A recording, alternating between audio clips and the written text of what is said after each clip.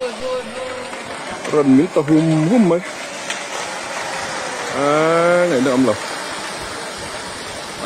Ngày đó âm lộc.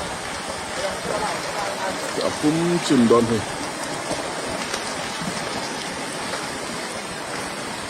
Ngày đó âm lộc ấy.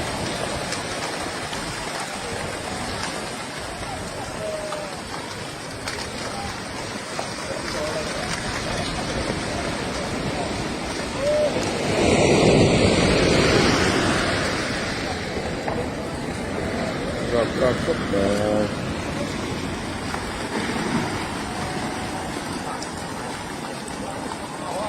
Ngenam kalau.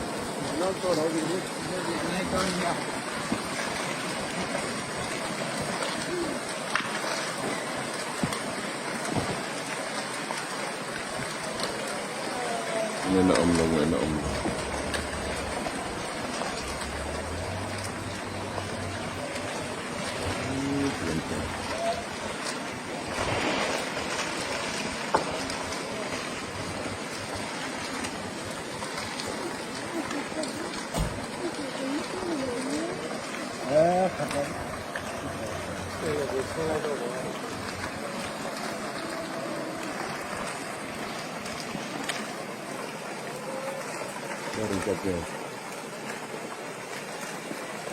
Berapa di tua?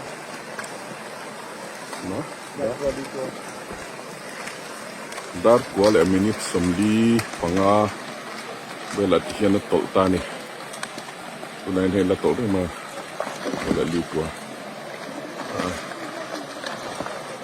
Khatta mai. Angai na leve.